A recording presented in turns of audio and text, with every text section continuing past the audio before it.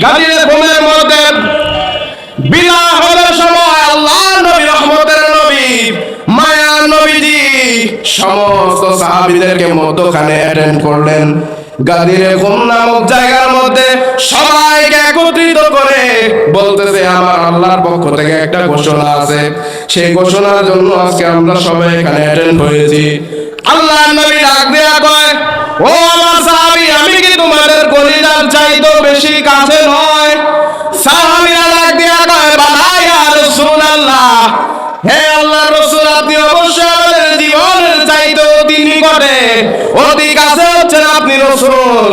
আল্লাহর নবী ডাক দেয়া কয়, মান কুনতু মাওলাহু ফাহাদা আলিয়্যুল মাওলা, আজকে থেকে আমি যার যার অভিভাবক, আজকে থেকে আমি যার যার মাওলা, তার আলী হচ্ছে মাওলা। জোরে বলুন সুবহানাল্লাহ। এবার প্রশ্ন করবেন, হুজুর একজনকে মাওলা বলা যায় কিনা? আল্লাহর সৃষ্টি একজনকে মাওলা বলা যায় কিনা? মাওলা হচ্ছেন একমাত্র আমার আল্লাহ, কিন্তু আপনি কেন আলীর নামের সাথে মাওলা বললেন? মাওলা বলা তো শিরক। মুসলমান ভাইরা আমার, হযরতে আলী নয়, অসংখ্য সাহাবীদের ক্ষেত্রে হাদিসের মধ্যে এসেছে মাওলাল মুমিনিন। এবং শুধু তাই নয়, যদি হযরতে আলীর নামের সাথে মাওলা শব্দ যদি ব্যবহার না করা যায়, তাহলে আজকে এইখানে যে সমস্ত আলেমরা আছে গো, এদের নামের সাথে আজকে থেকে মাওলানা কেটে দেন। কারণ মাওলা এবং মাওলানা দুইটা একই শব্দ। মাওলা এবং মাওলানা দুইটা একই শব্দ, দুইটার মধ্যে কোনো তফাৎ নাই। আল্লাহকে আমরা যে অর্থে মাওলা বলি, হযরত আলীকে আমরা সেই অর্থে মাওলা বলি না। কারণ আলী হচ্ছেন বেলায়েতের সম্রাট, আর আমার আল্লাহ হচ্ছেন সমস্ত কিছুর মালিক, আমার আল্লাহ হচ্ছেন সমস্ত কিছুর অধিপতি। বলুন সুবহানাল্লাহ। সেজন্য বুঝতে হবে আপনাদেরকে, কথায় কথায় আমরা শুধু বলি শিরিক শিরিক শিরিক। আল্লাহ নবী রহমাতুল লিল আলামিন নবী বলতেছেন হাদিসের মধ্যে যে আমার উম্মত শিরক করবে, বিদআত করবে, সেজন্য আমি কষ্ট পাই না, সেটা নিয়ে আমি চিন্তিত না, কিন্তু আমার উম্মত দুনিয়া নবী হয়ে যাবে সেই চিন্তায় আমি ব্যস্ত, সেই চিন্তা আমার চোখের পানি ভেসে যায়। এবং আল্লাহর নবী রহমাতুল লিল আলামিন নবী কাল কিয়ামতের ময়দানে যে ব্যক্তি জাহান্নামে যাবে তার জন্য নিজের চোখের পানি ফেলাবে। কেন ফেলাবে? কারণ যত কিছু হোক না কেন আল্লাহ নবীর উম্মত, আল্লাহ নবীর অবশ্যই একটু কান্না আসবে, সে উম্মতের জন্য আল্লাহ নবীর কান্না আসবে। সেজন্য ভাইরা আমার, আল্লাহ নবী রহমাতুল লিল আলামিন নবী আমাদেরকে দুইটা জিনিস দিয়ে গিয়েছেন। হাদিসের মধ্যে এসেছে, বুখারীর হাদিস, তারাকতু ফীকুম সাকালাইন লাম তাদিল্লু মা তামাসসাকতুম বিহিমা কিতাবুল্লাহি ওয়া ইত্তাবা আহলে বাইতি। বলুন সুবহানাল্লাহ।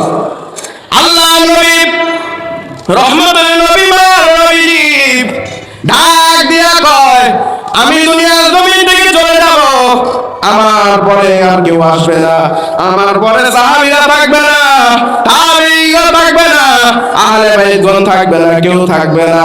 আমি তোমাদেরকে দুইটা ভারী জিনিস দিয়ে যাচ্ছি। আল্লাহ নবী রহমতের নবী মায়ের নবী ডাক দিয়া কয়, এই দুইটা জিনিসকে যদি আঁকড়ে ধরতে পারো, এই দুইটা জিনিসকে যদি কঠিন ভাবে ধরে রাখতে পারো, তাহলে তোমরা কখনো কাফের হবে না, কখনো পথভ্রষ্ট হবে না। জোরে বলুন সুবহানাল্লাহ। আল্লাহ নবী রহমতের নবী ডাক দিয়ে কয়, কিতাবুল্লাহ, এক নম্বর হচ্ছে আল্লাহ পাকের কিতাব কোরআন, দ্বিতীয়ত হচ্ছে ওয়াইদরাতে আহলে বাইতি, তৃতীয়ত হচ্ছে নবীর আহলে বাইত, নবীজির পাকে পাঞ্জাতন। পাকে পাঞ্জাতন হচ্ছে তারা ইমাম হাসান, ইমাম হোসেন, খাতুনে জান্নাত মা ফাতেমা, হযরত আলী কারামাল্লাহু ওয়াজহুল কারীম, এবং আমার নবীজি এরা হচ্ছে পাকে পাঞ্জাতন। জোরে বলুন সুবহানাল্লাহ।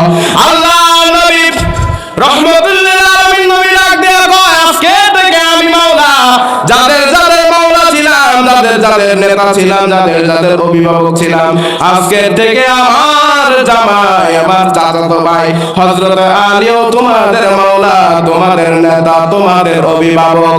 আল্লাহুম্মা হাউলাই আহলে বাইতি। আল্লাহ নবী রহমতের নবী ডাক দিয়া কয়, ও জগৎবাসী, তোমরা যদি ওলি হইতে চাও, তোমরা যদি আল্লাহ করতে চাও, তাহলে আলীর বেলায়েতের দরজার মধ্যে কোরআন আনো।